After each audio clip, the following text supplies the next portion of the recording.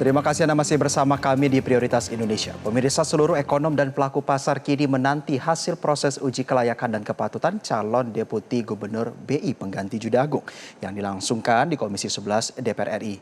Hasil dari uji kelayakan dan kepatutan rencananya akan langsung diumumkan pada Senin sore ini dan akan langsung ditetapkan dalam sidang paripurna besok Selasa 27 Januari 2026.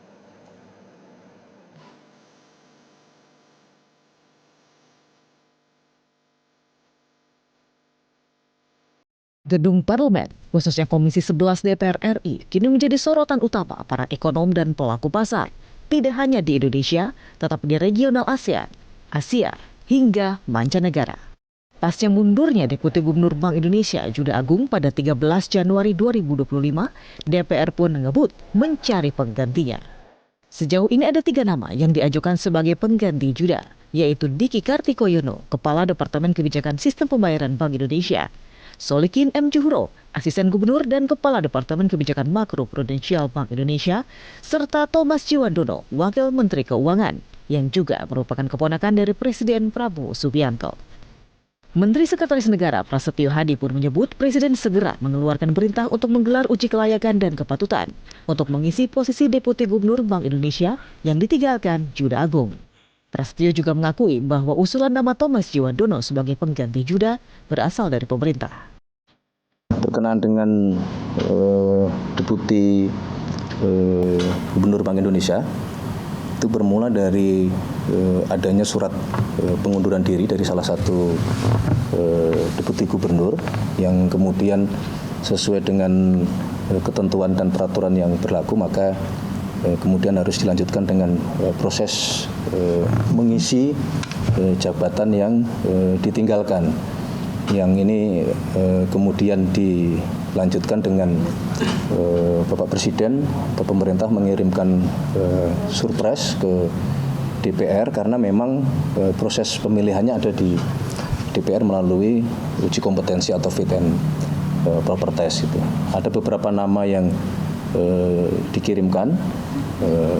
Salah satunya memang betul ada nama yang kita usulkan adalah Pak Wamenkeu atas nama Pak Tommy Jiwandono.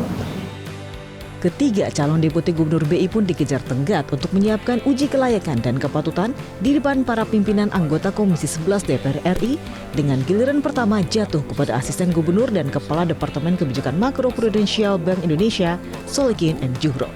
Solikin memaparkan visi memperkuat sinergi serta mendorong pertumbuhan ekonomi yang lebih tinggi, berdaya tahan dan inklusif, yang dituangkan dalam 8 strategi kebijakan, dirangkum dalam satu kerangka besar bernama Semangka. Semangka ini ada 8 huruf. S tentunya adalah stabilitas makroekonomi dan keuangan, ekonomi syariah dan pesantren, makro prudensial yang inovatif, akselerasi reformasi struktural, navigasi stabilitas harga pangan, gerak UMKM dan ekonomi kreatif, keandalan digitalisasi sistem pembayaran, dan juga aksi bersama, sinergi dan kolaborasi sebagai seal atau kunci dari semua langkah-langkah kita tadi. Dan itu tidak berdiri sendiri, melainkan saling menguatkan satu sama lain dalam terorganisasi dalam kebijakan nasional. Uji kepatutan dan kelayakan bagi Diki Kartikoyono dan Thomas Jiwandono digelar Senin 26 Januari 2026. Diki dijadwalkan menjalani uji kepatutan dan kelayakan pada pukul 2 hingga 3 sore, sementara Thomas dijadwalkan menjalani uji kepatutan dan kelayakan pada pukul 4 hingga 5 sore. Hasilnya akan langsung diputuskan pada Senin sore dan penetapan Deputi Gubernur BI pengganti Juda Agung akan dilangsungkan pada sidang paripurna Selasa 27 Januari 2026. Hari Jumat dan hari Senin.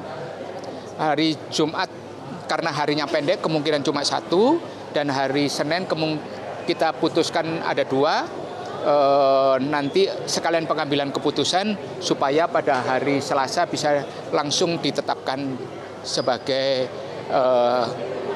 paripurna.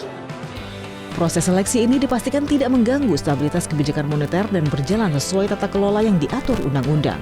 Uji kelayakan dilakukan untuk memilih 1 dari 3 kandidat untuk menduduki jabatan tersebut selama 5 tahun ke depan. Tim Liputan Metro TV.